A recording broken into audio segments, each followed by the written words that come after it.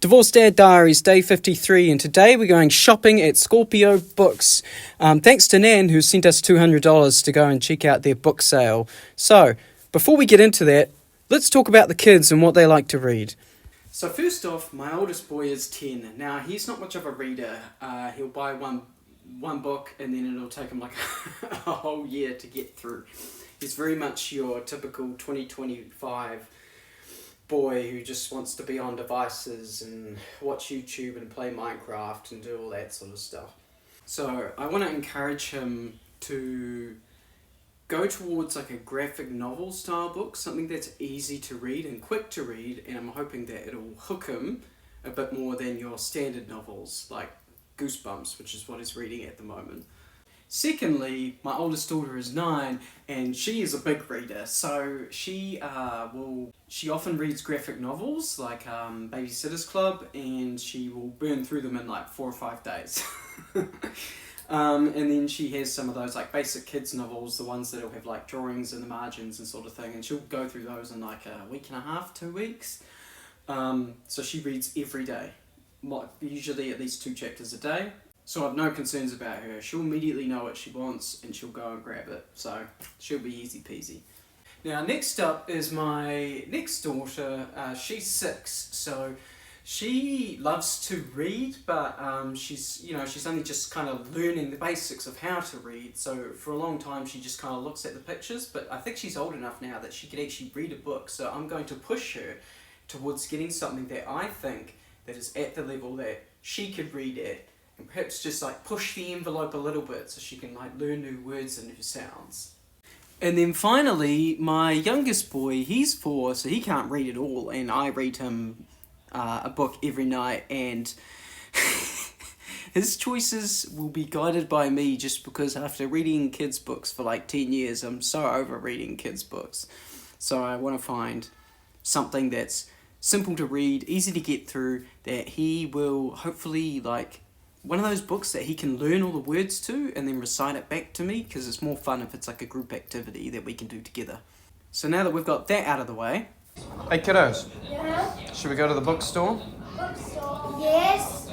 The one who gave the enthusiastic yes is my oldest daughter. So after making sure that everyone is buckled and that I've gone and got my coffee from the usual spot, we head into Christchurch to Scorpio Books, and we specifically went to Telling Tales, which is like the children's section, and they had quite the selection there. My youngest daughter obviously picked up something with a dinosaur on it pretty quickly, and I ended up getting books that weren't on sale, despite the fact that there was a sale on, but I still came under budget, so I popped over to the adult store and made sure to get a little something for myself as well. So first off, my oldest son picked up 2 books. He got the Minecraft diary. Well, it's not the diary of a zombie. It's your own diary, which has a little lock that he can write in.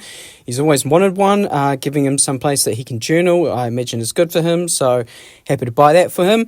And then he picked up Dog Man, so I managed to, push him towards getting a graphic novel. In this case, it's more of a comic book than a graphic novel, I suppose. But... yeah, nice and simple, something that he can read, and he's always talked about Dog Man, so now he's finally got one. Next up, we move over to my oldest daughter. There are 3 Baby Sister's Little Sister, it's a tongue twister books that she doesn't have, which includes 8 and 11. She also doesn't have 10, so she has 10 novels, but doesn't have novel number 10. But these are like graphic novels, so she burns through them quite fast, and then she rereads them. I believe the Kitty Cat Club and the Roller Skates one, she's probably read like half a dozen times each. So those are real good for her, nice and easy. And then we move on to my youngest daughter. So there's the dinosaur book that she picked up, and I had a look at the words, and it looks like something that she could read. It would make a great coffee grinder too, or a nutcracker. I figure that she can sound out most of those words. And then the other book that she picked up was Lights Out Little Dragon, which is like a bedtime story, which is great because she likes to read at bedtime. And again, I figured it would be simple enough for her to sound it out. My little dragon is so tired, but he won't go to sleep. Maybe not. We'll figure it out. but should be good for her. And then finally on to my youngest boy. He loves diggers and all that boy stuff. So we got the Little Yellow Digger because we don't have this book, and I loved this book as a kid. So I'm going to be really excited to read that to him. The digger gets stuck, and then you've got to get a bigger digger to get the little digger out. And then the other one we got was a pop-up book about diggers. So like the bulldozer pushes the rubble into a pile, although I think he would call that an earth mover, but it's not a pop-up, sorry, it's got flaps in it that open up so that it's interactive, should be a bit of fun for him.